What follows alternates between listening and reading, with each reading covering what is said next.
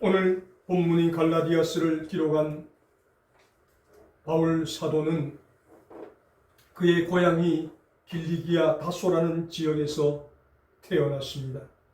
그렇게 태어나 보니 이미 자기에게는 로마 시민권이 주어져 있었다라고 사도행전 22장 28절을 통해서 고백하고 있습니다.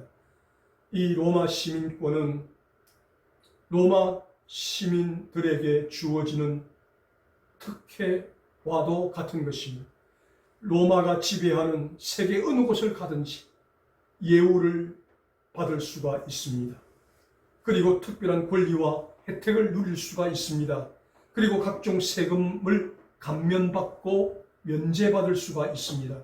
그리고 죄를 지어도 로마 시민권을 소유한 자는 절대로 고문을 할 수가 없고 채찍질을 할 수가 없습니다. 그리고 반역죄를 제외한 나머지 범죄에 대해서는 사형을 언도할 수가 없습니다. 그리고 여기에 대한 모든 형 집행은 로마 황제 가이사 아구스토만 할 수 있습니다. 이 외에도 여러 가지 혜택들이 이 로마 시민권 안에 포함이 되어 있습니다. 이렇게 바울 사도는 자기가 태어나 보니 로마 시민권이 주어져서 자기는 나면서부터 금수저를 물고 태어났다라고 그렇게 고백을 하고 있습니다. 그렇게 로마 시민권을 가지고 그리고 이제 특혜를 받으면서 자라는 가운데 또 학문을 배우는데 가말리엘이라는 사람 스승 밑에 들어가서 공부를 하여서 그의 수제자가 되었다라고 성경은 기록하고 있습니다. 가말리엘은 누구인가 하면 이스라엘에는 양대 학파가 존재하고 있었습니다. 힐렐이라는 학파와 샴마이라는 학파가 있는데 둘 다 사람 이름입니다. 힐렐은 이 가말리엘의 할아버지가 이 학파를 만들었습니다. 그래서 이 힐렐 학파의 수장되는 사람은 항상 사내들인 공회 의장, 우리 표현으로 말하면 국회의장을 하고 그리고 여기에 소속된 사람들이 국회의원을 하게 됩니다. 그리고 또 한 파인 샴마이가 만든 샴마이 학파가 있는데 이것은 오늘날 대법원장과 같습니다. 그런데 이 힐렐 학파는 율법을 적용하는데 온전하게 또 온건하게 그리고 신축성 있게 사람들에게 적용을 합니다. 그런데 이 샴마이 학파는 율법을 적용하는데 고지곧대로 문자 그대로 아주 잣대를 들이대어서 엄격하게 율법을 적용하는 학파였습니다. 그러다 보니 일반 대중들은 샴마이 학파보다는 힐렐 학파를 더 좋아합니다. 더 따릅니다. 그래서 이 힐렐 할아버지의 손자인 가말리엘이 이 힐렐 학파를 물려받아서 이 힐렐 학파를 이끌어가고 있었습니다.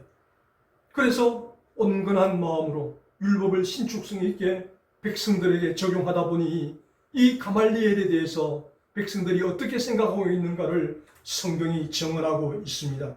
사도행전 5장 34절 말씀에 바리새인 가말리엘은 교법사로 모든 백성에게 존경을 받는 자라 라고 고백하고 있습니다. 이렇게 온 백성에게 존경을 받는 가말리엘 밑에서 공부를 해서 이제 바울 사도는 수석 제자가 되었습니다. 그래서 가만히 있으면 이 가말리엘을 이어서 힐렐 학파의 수장이 될 수 있는 국회의장이 될 수 있는 신분입니다. 그래서 어느 면으로 보든지 바울 사도는 성공한 사람입니다.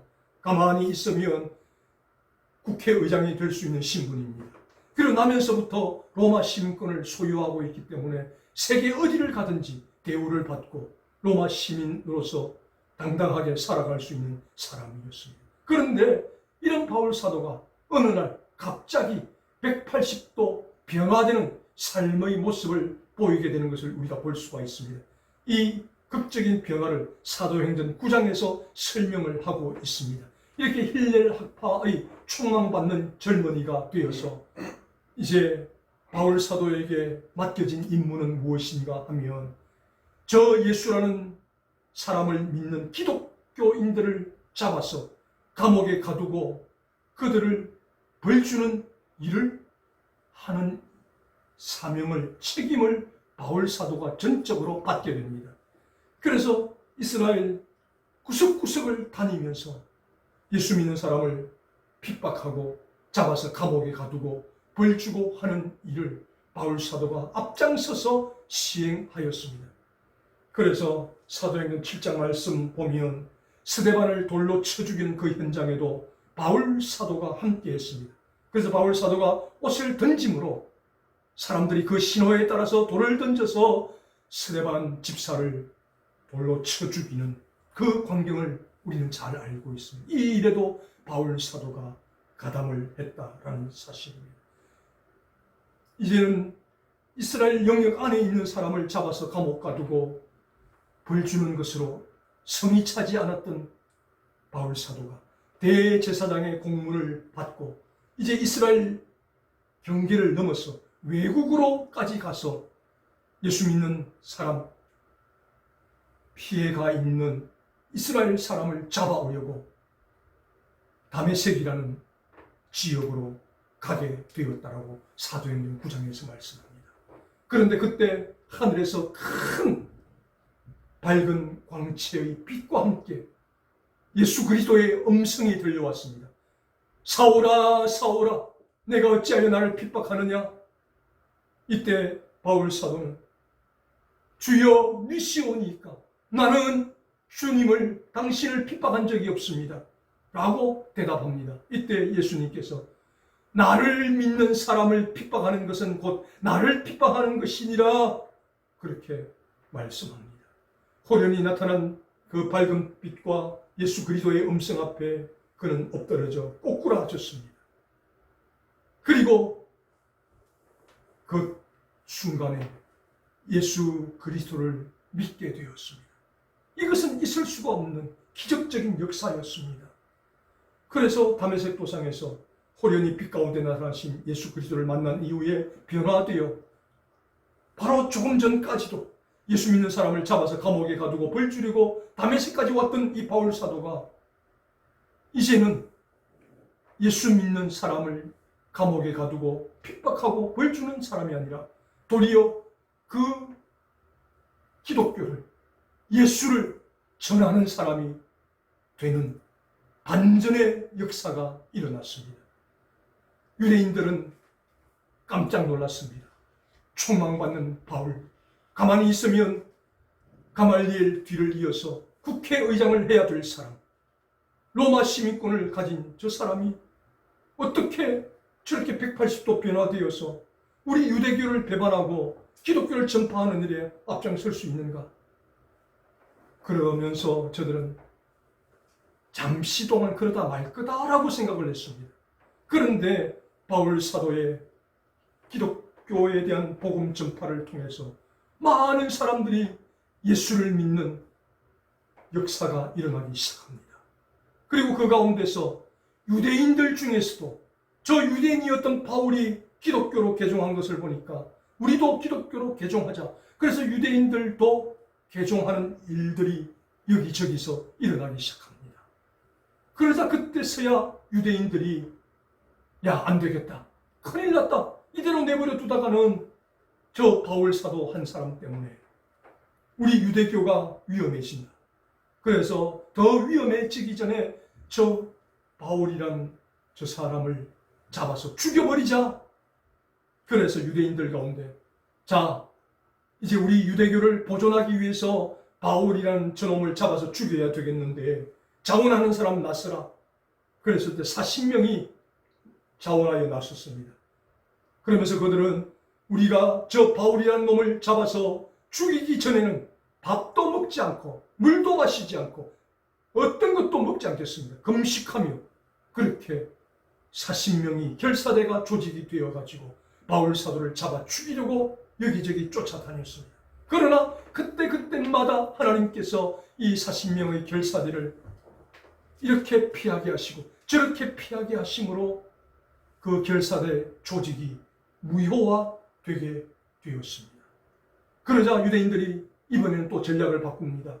바울 사도에게 죄를 뒤집어 씌워서 그를 죽이려고 했지만 역시 실패합니다.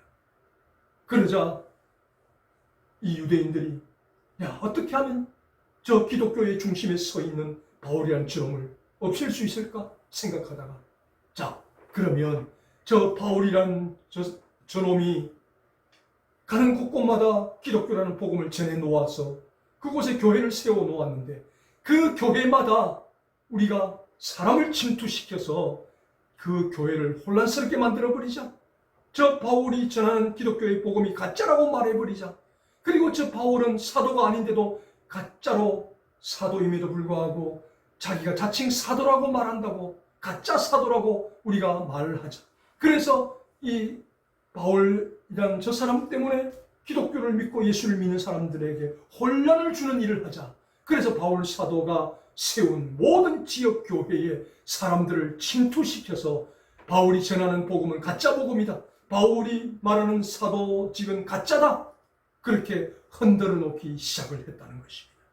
그래서 바울 사도가 오늘 이 갈라디아서 복음을 기록하면서 그래, 나는 세상적으로 출세했던 사람이다.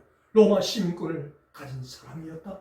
나는 가만히 있어도 우리 스승 가말리엘을 이어서 국회의장이 될 수 있는 사람이었다. 그러나 내가 다메섹 도상에서 예수 그리스도를 만난 이후에 나는 내가 가졌던 그 모든 세상의 성공과 명예를 배설물로 여기고 오직 예수 그리스도의 십자가만을 자랑하며 여기까지 달려왔다. 그런데 갈라디아 교회 성도들아, 지금 저 유대인들이 간교하게 이 교회의 사람들을 침투시켜가지고 내가 전하는 이 십자가의 복음이 가짜다라고 말하고 그리고 나의 사도성에 대해서 의문을 제기하고 있는데 너희들 절대로 그렇게 흔들려서는 안 된다. 처음에 너희가 나를 어떻게 받아들였느냐? 나를 하늘의 천사처럼 받아들이지 않았느냐? 너희가 할 수만 있다면 너희 눈이라도 빼어서 나에게 주려고 하지 않았더냐? 그런데 지금 간교한 저 유대인들 때문에 그 회유에 넘어가서 너희와 나 사이가 이렇게 멀어져서 되겠느냐? 안 된다. 다시 회복해야 된다. 라고 말하면서 나 바울은 세상적으로 모든 성공, 부귀영화 다 잃어버렸고 예수 그리스도를 위해서 내려놓았지만 나는 예수 안에서 성공자의 삶을 살고 있는 사람이다 라고 오늘 본문을 통해서 우리에게 교훈을 들려주고 있다라는 사실입니다. 그러면 이렇게 바울 사도가 로마 시민권도 다 버렸고 출세도 버렸고 명예도 버렸고 다 버렸습니다. 그래서 세상적인 관점에서 보면 바울 사도는 실패한 사람으로 비추일 수 있지만 그러나 바울 사도는 세상적으로는 실패한 것 같아 보이지만 그 모든 것을 버렸기 때문에 나는 예수 안에서 복음 안에서 성공자가 되었다라고 그렇게 고백을 합니다. 그 성공자가 된 비결을 오늘 우리에게 소개합니다. 첫 번째로 어떤 사람이 예수 안에서 복음 안에서 성공자인가? 소명을 깨닫는 사람이 성공자이다 라고 말씀합니다. 1장 1절 말씀에 바울 사도가 나를 부르신 하나님이 누구인가? 예수 그리스도를 살리신 하나님 아버지께서 나를 사도로 부르셨다라고 그렇게 고백을 합니다. 유대인들이 갈라디아 교회 사람들을 침투시켜서 바울 사도는 가짜 사도다. 그가 전하는 복음도 가짜다라고 이야기한 그 내용을 돌고서 갈라디아 교회 성도들에게 반박을 합니다. 갈라디아 교회 성도들아, 너희가 사도에 대해서 알고 있을 것이다. 사도라고 하는 것은 예수님과 함께 직접 복음을 다니며 복음을 전하며 예수님과 함께 생활했던 사람이어야 하고 예수님께서 직접 임명했던 사람이어야 하고 그런 조건이 있다는 것 나도 안다. 그러나 나는 예수님께서 나를 임명하신 적이 없다. 나는 예수님과 함께 그렇게 활동한 적도 없다. 그러나 다메섹 도상에서 예수님께서 나를 만나주시고 하나님 아버지께서 나를 이방인의 사도로 세워주셨다. 그래서 내가 그 체험을 하고 그 순간 밝은 빛을 보고 내가 시각장애인이 되었다. 그래서 시각장애인이 되어 한 집에 머물고 있을 때 하나님께서 아나니아라는 제자에게 아나니아야, 너가 저 집가라는 성 어떤 집에 가면 바울이라는 사람이 시각장애인이 되어 있을 것이다. 그에게 안수하여 그의 눈을 뜨게 하고 그가 복음을 전하는 자로 너가 만들어주라. 이때 아나니아가 주님도 아시지 않습니까? 저 사울이라는 놈이 얼마나 나쁜 놈입니까? 스데반 집사를 죽이는 일에 공모한 놈입니다. 하나님, 우리 예수 믿는 사람을 잡아서 얼마나 많은 사람을 감옥에 가두었는데, 얼마나 많은 사람을 핍박했는데, 시각장애인이 되었으면 잘된 일이지요. 그런데 그 사람에게 제가 안수를 해서 눈을 뜨게 해라니요. 주님, 제발 그렇게 말씀하지 마십시오. 그렇게 애원했지만 하나님은 아니다. 바울은 이방인을 위한 나의 사도로 세웠다라고 하나님께서 직접 아나니아에게 말씀하셨어요. 그래서 아나니아가 그 말씀 순종하여 하나님께서 지시하시는 그 집으로 가서 안수함으로 바울의 눈에서 비늘 같은 것이 벗겨지고 눈을 떠서 정상인이 되었다라고 성경은 말씀합니다. 그래서 바울이 그 간증을 하면서 아나니아가 내 정인이다. 그래서 내가 눈을 뜨고 12사도에게 가서 내가 예수 믿는 사람을 핍박하는 사람이었는데 다메섹 도상에서 예수님을 만나고 그리고 아나니아에게 하나님께서 안수하라 하셔서 안수하여 주어서 내 눈을 뜨게 하셨다. 그러자 12사도가 그러면 당신은 예수님이 임명하지 않았지만 예수님과 함께 다니지 않았지만 우리 12사도가 인정한다. 당신은 우리 12명 외에 13번째 사도다라고 사도들이 인정을 해 주었다는 사실을 갈라디아 교회 성도들 너희들 잘 알지 않느냐라고 자기 사도성에 대한 의문을 제기한 그 부분에 대해서 그렇게 반박을 하였다라는 사실입니다. 그래서 바울 사도는 내가 그 다메섹 도상에서 주님을 만나지 못했다면 나는 세상적으로 출세해서 로마 시민권을 가지고 국회의장이 되어서 떵떵거리며 살아갈 수 있었을 것이다. 그러나 강권적으로 하나님께서 역사하셔서 다메섹 도상에서 나를 부르시고 나에게 이방인들에게 복음을 전하라는 소명을 주셨다. 그래서 나는 이 소명과 로마 시민권과 바꾸었다. 국회의장의 신분과 바꾸었다. 나는 국회의장 신분보다는 로마 시민권보다는 이방인을 위한 복음을 전하는 사도의 소명이 더 귀하다. 그래서 나는 예수 안에서 성공한 사람이다 라고 그렇게 고백을 합니다. 우리는 연예인 차인표 씨를 잘 알고 있습니다. 같은 연예인 시네라 씨와 함께 복음을 위해서 많은 선한 일을 하는 사람으로 살아가고 있습니다. 그런데 이 차인표 씨가 자기 인생의 분기점이 2006년이었다라고 그렇게 고백을 합니다. 2006년에 무슨 일이 있었는가? 그가 아프리카를 여행하고 동남아 빈민촌을 여행했습니다. 그가 아프리카를 여행하고 동남아 빈민가를 걷는 그의 눈에 인간 이하의 삶을 살면서 쓰레기 더미를 뒤져가면서 살아가는 그 어린아이들을 바라보면서 내가 그동안 돈을 너무 헤프게 썼구나 그렇게 생각하고 그 2006년도 아프리카를 여행하고 동남아 빈국을 돌면서 그 쓰레기 더미를 뒤집어 헤집고 거기서 먹을 것을 찾는 어린아이들을 보면서 유흥업소 출입을 끊었다는 것입니다. 연예인이면서도 유흥업소에 들어가서 술 마시고 춤추고 하던 그것을 일찍 끊어버렸다는 것입니다. 그리고 자기가 할 수 있는 대로 돈을 모아서 가난한 그 아이들 인생을 도와주고 싶어서 현재 100명이 넘는 아이들을 개인적으로 후원합니다. 차인표 씨는 이야기합니다. 우리 돈으로 45,000원만 있으면 이 아이의 인생을 바꿀 수 있다는 것을 알게 되었다는 것이죠. 그래서 매달 450만 원씩 한 아이가 45,000원씩이니까 100명이 넘는 아이에게 450만 원씩 지원을 해주면서 그 아이들을 학교 보내고 대학교에도 보내고 그래서 인간다운 삶을 살게 하는 이 일을 하고 있습니다. 그래서 차인표 씨는 2006년 내 인생의 분기점인데 그 2006년에 내가 깨달은 것이 무엇인가? 하나님께서 내게 주신 소명은 나눔이라는 것을 알게 되었습니다.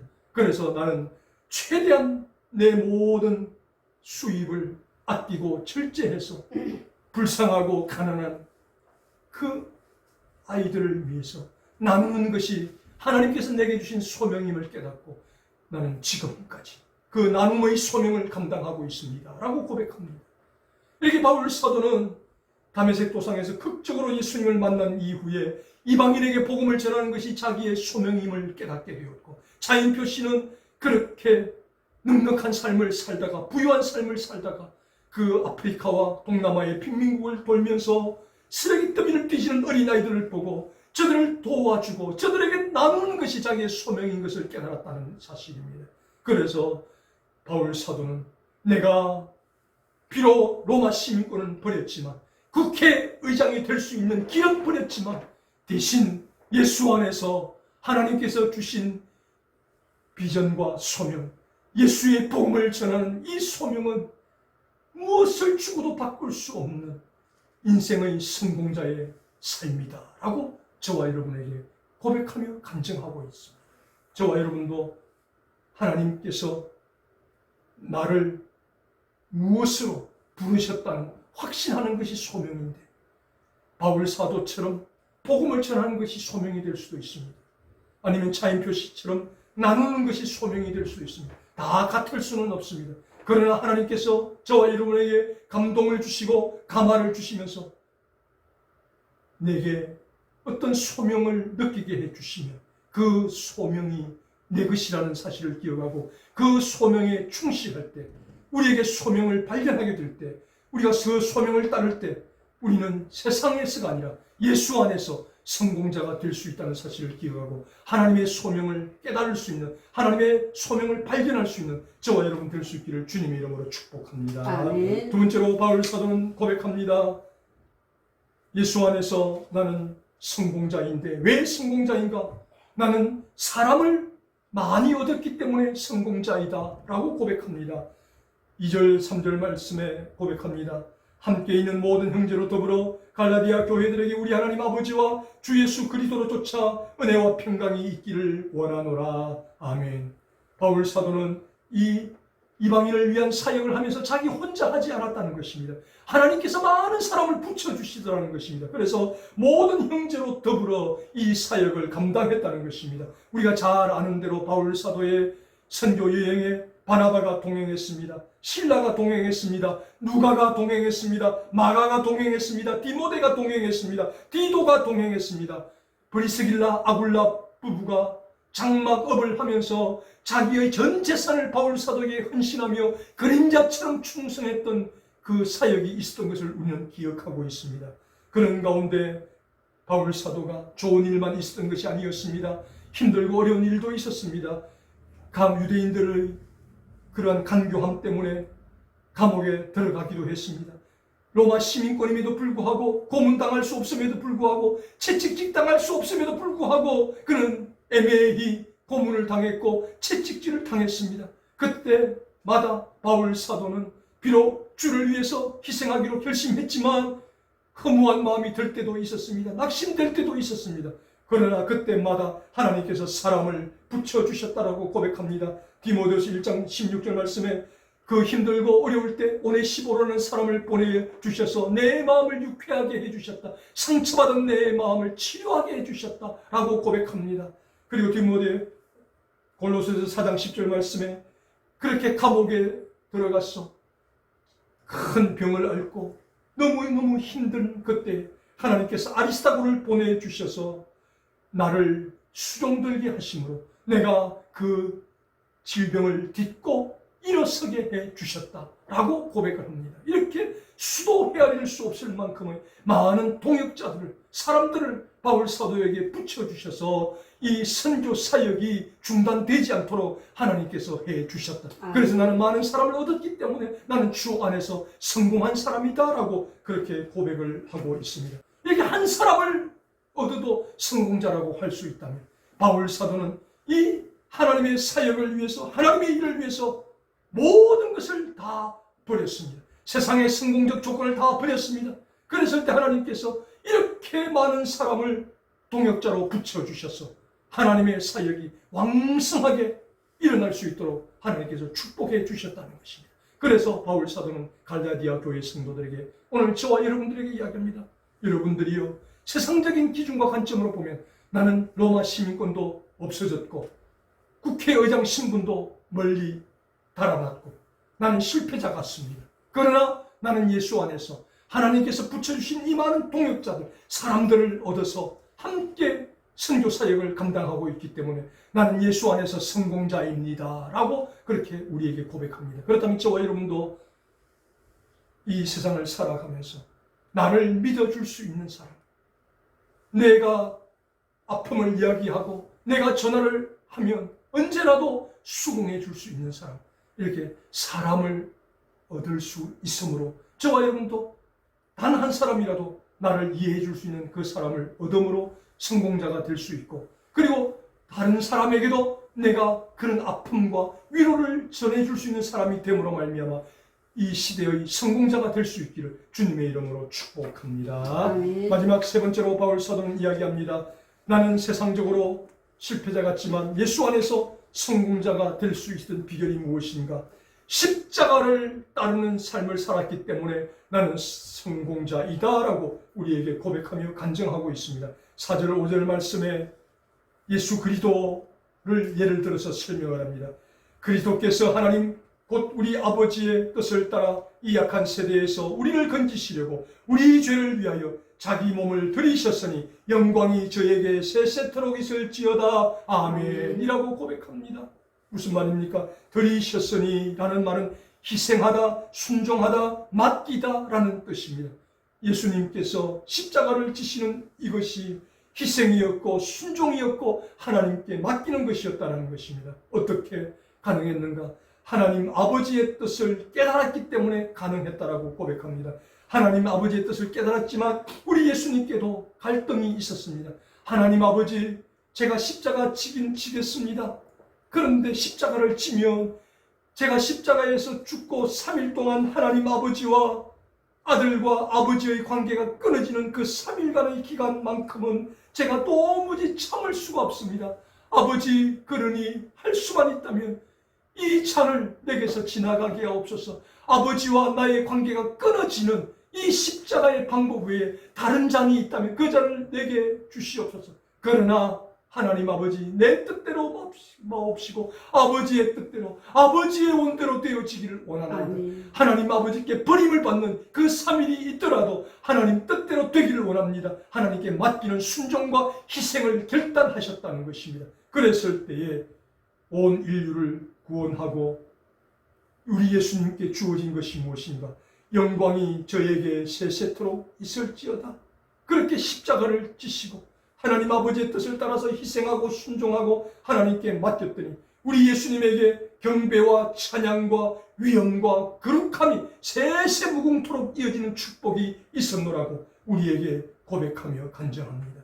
이러한 예수님을 본받아서 나도 이 십자가를 따르는 삶이 너무너무 힘들지만 그러나 주님이 걸어가셨던 그 길이기 때문에 나도 하나님께 맡기며 희생하며 순종하며 여기까지 왔다. 그래서 내게 성공의 조건은 세상에서 부귀영화가 아니라 예수님을 따르는 십자가가 있기 때문에 나는 성공자이다 라고 우리에게 고백하며 간증하고 있습니다. 다시 한번 말씀을 정리합니다. 오늘 우리는 세상적으로 성공한 사람, 세상적으로 출세했던 사람 바울 사도, 로마 시민권을 가지고 어느 곳에 가더라도 대접받으며 살 수 있었던 바울 사도, 가말리엘의 수제자로서 가만히 있어도 국회의장이 될 수 있었던 바울 사도. 그런데 그가 다메섹 도상에서 예수 그리스도를 만나고 난 이후에 180도로 변화되어 복음을 전하는 일에 앞장섰습니다. 복음을 전하는 일에 앞장서면 그는 사회적으로 쌓아올렸던 그 모든 것을 다 순식간에 잃어버려야 합니다. 그럼에도 불구하고 사회적으로, 세상적으로는 다 잃었지만 예수 안에서 나는 새로운 것을 얻은 성공자이다라고 우리에게 고백하며 간증하고 있습니다. 나는 하나님께서 주신 이방인의 사도라는 소명을 발견했기 때문에 나는 성공자이다. 그리고 이 소명을 이루는 데 있어 하나님께서 많은 사람을 붙여주셔서 함께 할 수 있었기 때문에 나는 성공자이다. 나는 예수님처럼 희생하고 순종하며 맡기는 삶을 사는 십자가를 따르는 삶을 살았기 때문에, 십자가가 내게 있었기 때문에 나는 성공한 사람이었다라고 우리에게 고백하며 간증하고 있습니다. 그렇다면 저와 여러분, 이제 우리도 주님 앞에 서게 될 것입니다. 주님은 우리에게 세상적으로 너희가 얼마나 출세했느냐, 얼마나 많은 돈을 벌였느냐, 그것을 묻지 않으십니다. 바울 사도처럼 너희는 소명을 위해서, 무슨 소명을 위해서 살다가 왔느냐, 그 소명을 함께할 사람이 있었더냐, 그리고 내 아들 예수 그리스도처럼 바울처럼 십자가를 지고 희생하며 순종하며 살아왔느냐 라고 그렇게 우리에게 물으실 것이라는 것입니다. 그때 하나님 앞에 서서 당당하게, 예 하나님, 제가 세상적으로는 모든 것을 다 잃었지만, 다 버렸지만 바울 사도처럼 우리 예수님처럼 하나님 주신 소명을 붙들고 여기까지 왔습니다. 그리고 하나님께서 붙여주신 아름다운 사람들과 함께 여기까지 왔습니다. 예수님처럼은 못하지만 그래도 희생하면서 순종하면서 하나님께 맡기면서 여기까지 왔습니다 라고 주님 앞에 고백할 때, 그것이 곧 우리의 자랑이 되시고 우리의 성공이 될 수 있는 축복이 될 수 있기를 주님의 이름으로 축원합니다.